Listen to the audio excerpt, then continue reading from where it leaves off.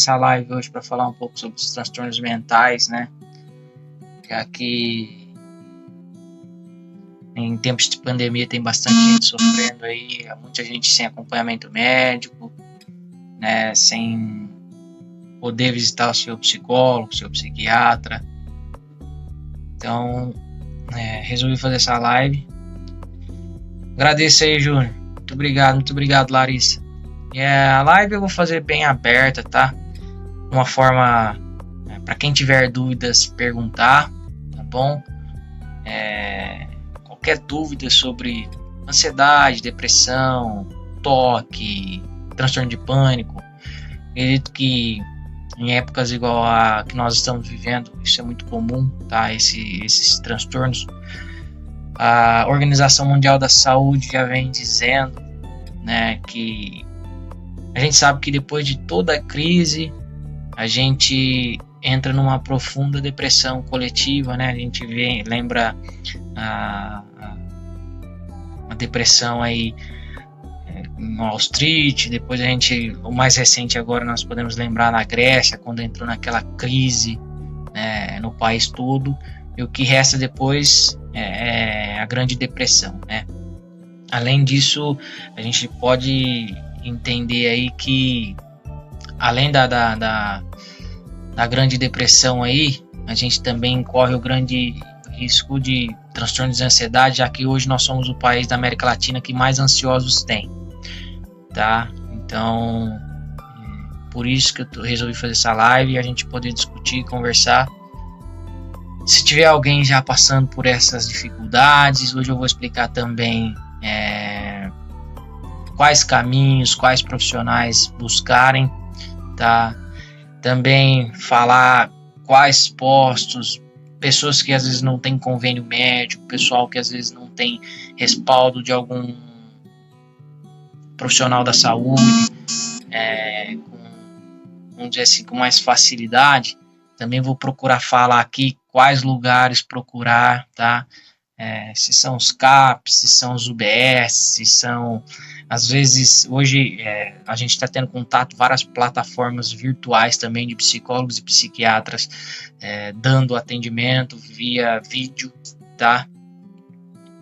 Explicar para vocês qual a melhor forma, explicar para vocês também que a nossa área, psicologia e psiquiatria, nós somos serviços essenciais, até porque muita gente, quem não tem transtorno mental, provavelmente vai vir a desenvolver por conta da pandemia mesmo, e depois vem a crise financeira, vai vir as famílias. Hoje nós sabemos que a maioria das pessoas que estão em quarentena, a família está mais em casa, então consequentemente tem mais brigas, né? Tem mais discussões, desentendimentos, as culpas que as pessoas carregam, né, por às vezes discutir em casa com os familiares, o medo de alguns profissionais da saúde que vão trabalhar, depois voltam para casa, ou mesmo aquelas pessoas que têm que trabalhar, né, às vezes tem que ir para cidades de fora, né, e o medo de levar a doença para casa, né, eu acho que é muito complicado. Então a gente vai falar um pouco sobre tudo isso,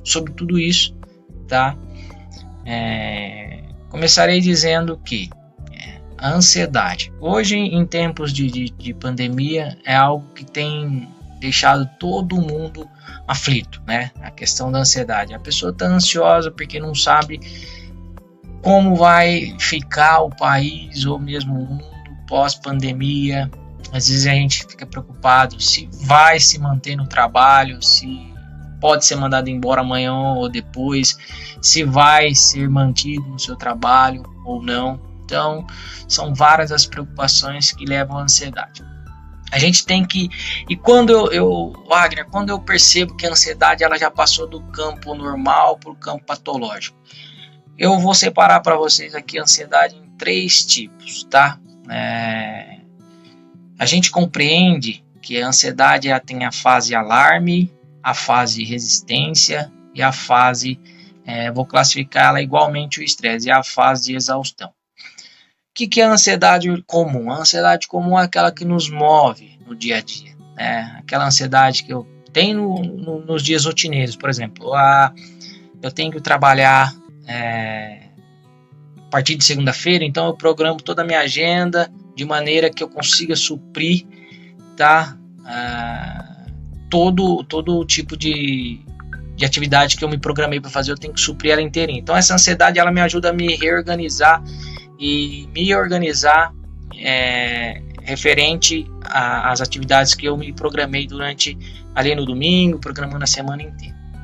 Então a gente tem essa ansiedade que ela é de alarme, é ela que vai me informar, opa, tá dando 11 horas da manhã, tá quase o horário do almoço, é ela que vai me informar, opa, tá chegando às 5 horas da tarde, então tá dando o horário do meu almoço, de ir embora do trabalho.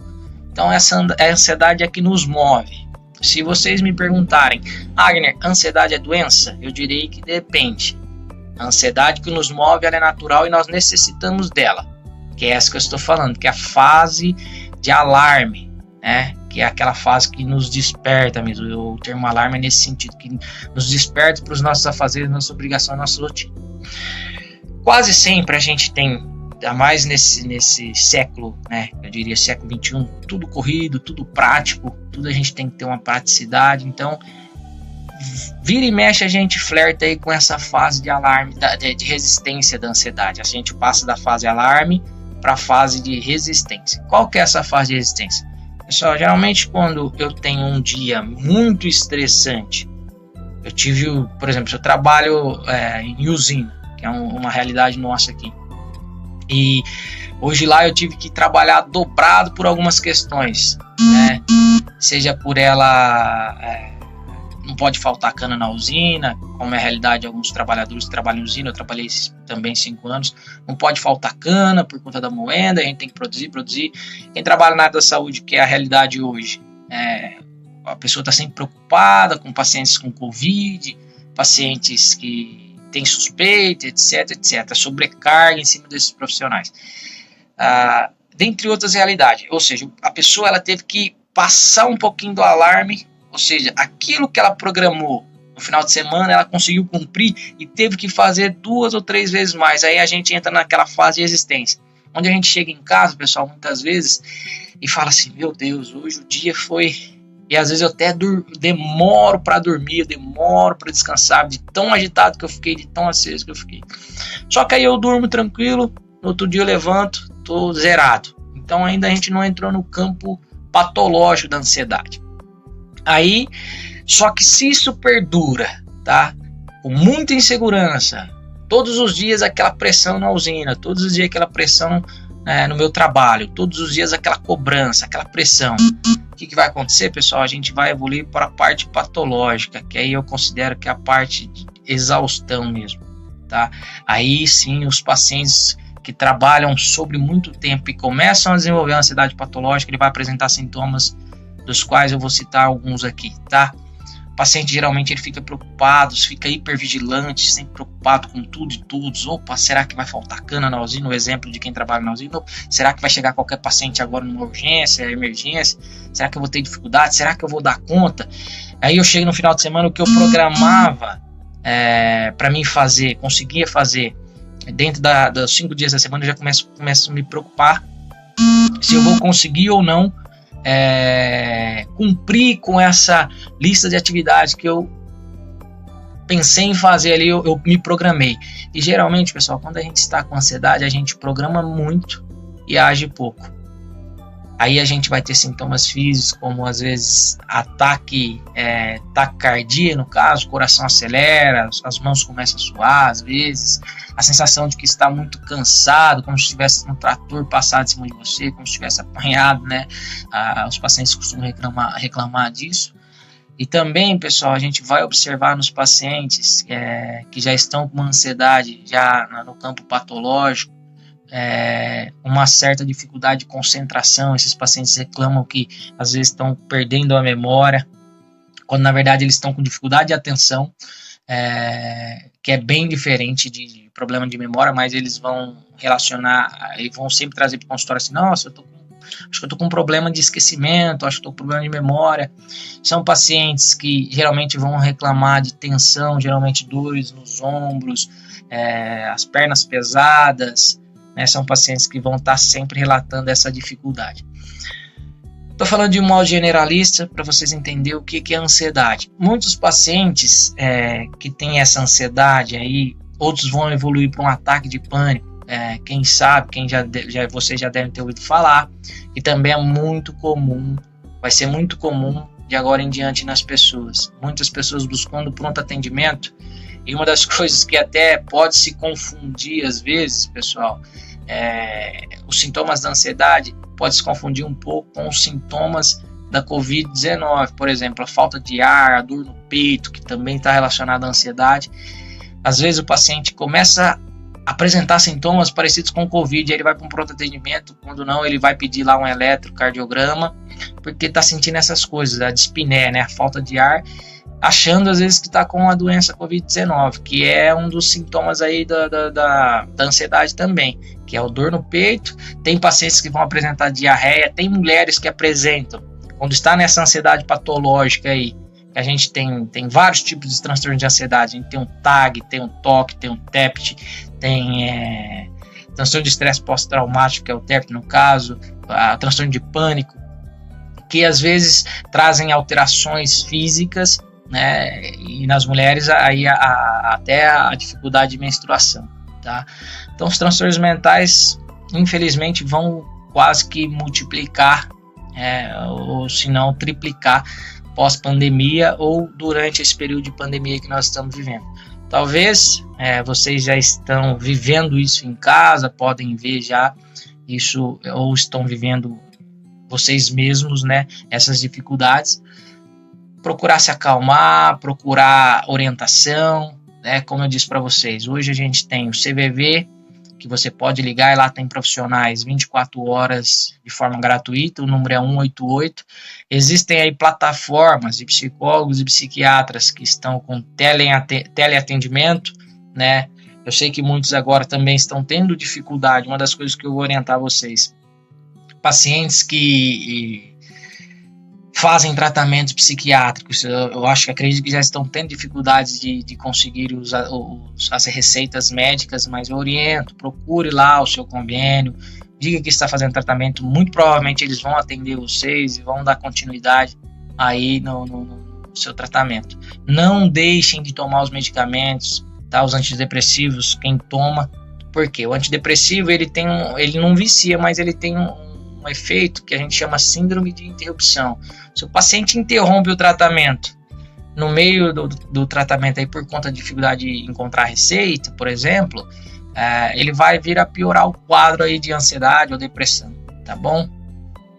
Pessoal, também gostaria de dizer que a live é democrática, tá? Se vocês tiverem alguma dúvida, acho até interessante que vocês perguntem aí, pra gente ir conversando, tá, sobre esse assunto aí que é relacionado à saúde mental, tá bom? Agora eu vou falamos um pouquinho da ansiedade que pode acontecer aí nesse momento, né, de pandemia. Outra coisa também que a gente vai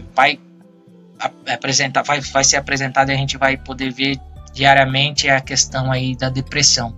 Pacientes depressivos, a gente tem estudos que mostram correlação entre maratonas de Netflix e pacientes depressivos. Wagner, você está me dizendo então que quem fica muito em maratonas de Netflix sofre de depressão, vai desenvolver depressão? Não, é que na verdade assim, pacientes depressivos, eles gostam de atividades isoladas. Maratonas de Netflix para pacientes depressivos é uma maravilha, porque eles se isolam, né, e mascaram a depressão aí nesse sentido. Não, eu só tô acompanhando a Netflix que eu gosto, eu tô acompanhando uma série, e aí a pessoa fica ali naquele quarto mais de horas, 6, 7 horas acompanhando aí as temporadas de Netflix, velando assim os sintomas depressivos, que são muito perigosos, né? E a gente sabe que vai tender a aumentar também essas questões durante a pandemia e pós-pandemia. Eu vou ler uma pergunta aqui, tá? Vou interromper aqui. A Alessandra Cassiano. Muito obrigado, boa noite, Alessandra. Obrigado pela pergunta, tá? Síndrome do pânico. Depois de um tempo de tratamento, o paciente pode vir a ter cura? Olha, Alessandra, o que eu posso te dizer? Quando a gente tem um transtorno de pânico, tem pacientes que vão apresentar um único ataque na vida, a vida toda. Ele pode apresentar um único ataque. Às vezes esse paciente, tem pacientes que vai apresentar 2 ou 3 ataques na vida toda. Tem pacientes que vão ter 2 ou 3 ataques durante a semana. Quando a gente fala em transtornos mentais, dificilmente a gente fala de cura. Até porque, uma vez desregulado a parte da saúde mental, por isso é muito importante a manutenção, por isso que é muito importante ir ao psicólogo, ao psiquiatra, não só quando já está instalado um transtorno mental, mas sim fazer a prevenção, a promoção. É o que eu sempre prego para os meus pacientes e as minhas palestras quando eu dou elas. O que eu oriento? Vai ao psicólogo, ao psiquiatra, as pessoas que são inteligentes e não que elas são doidas ou que elas são descompensadas, etc, por vários preconceitos que eu sei que nós temos. Não por conta disso. A gente vai também para fazer a manutenção e não desenvolver. Assim como a gente vai num médico clínico geral, pede lá para ele os exames check-up, mesmo sabendo que a gente tá legal, mas a gente pede só para fazer a periodicidade ali, para trabalhar com promoção mesmo, prevenção de saúde. E assim também tem que ser na saúde mental. Como você me falou de cura, a gente não trabalha com a hipótese de cura. Eu posso dizer que tem pacientes que às vezes vão desenvolver 1 ou 2 ataques na vida e não vão ter mais, porque aí ele começa a regular a vida dele com atividade física, faz o tratamento certinho. Ele estando em tratamento, provavelmente ele não vai ter, e também em prevenção, depois fazendo a promoção e a manutenção desse transtorno, provavelmente ele vai ter menos ataques, ou pode ser que ele não tenha mais nenhum durante toda a vida. Dizer que vai curar, dentro da psiquiatria e da psicologia, a gente não fala em cura, a gente fala em tratamento, tá? E por que tratamento? Porque a vida é uma montanha russa. Hoje eu tô bem, né? O gatilho pro ataque de pânico às vezes coisas simples pode ser o gatilho ou coisas complexas. Eu vou dar um exemplo. O que é o ataque de pânico? O ataque de pânico é uma reação do corpo. A gente tem em cima do nosso rim uma glândula chamada glândula suprarrenal e ela libera adrenalina. Então, o que é o ataque de pânico? Imaginemos que estamos nós todos aqui, que está na live aqui acompanhando, aproximadamente 30 pessoas, estamos numa sala e de repente aparece um leão. O meu corpo vai liberar adrenalina, essa glândula vai soltar adrenalina no meu corpo. Essa adrenalina me libera as mesmas sensações, vai me liberar o cortisol e vai me trazer as mesmas sensações de um ataque de pânico. Por exemplo, a pupila dilata, por quê? Eu preciso enxergar melhor para onde eu vou correr. O meu corpo fica mais rígido. Quem tem ataque de pânico pode ver que geralmente depois do ataque de pânico é como se tivesse passado um trator por cima, porque o coração acelera, os músculos ficam rígidos e a gente está preparado para enfrentar ou correr. Agora imagina que isso acontece, o meu corpo se prepara para essa luta ou fuga, mas não tem o leão aqui. Então esse é o ataque de pânico. Às vezes o gatilho pode ser um estressor que eu tive durante o dia, e às vezes esse estressor pode não estar ali no ambiente e eu posso ter um ataque de pânico. Então depende muito da genética, da predisposição. Por isso que a gente não fala de cura, a gente fala de tratamento. Tá bom? Pessoal, podem ir mandando as perguntas aí, Alessandro. Espero ter te respondido, tá? Ter explicado da melhor forma. Se tiver alguma outra dúvida, estou disponível. Tô vendo que tá entrando bastante gente aí. Agradeço, né? Já que é sexta-feira, a gente não tá podendo passear mesmo, porque a gente tem que respeitar aí a quarentena. Mas é importante nós sabermos disso, porque, pessoal, quando a gente fala em saúde, saúde é o bem-estar bio, psicossocial e espiritual, né? A gente tem que procurar estar em equilíbrio nessas 4 esferas da vida.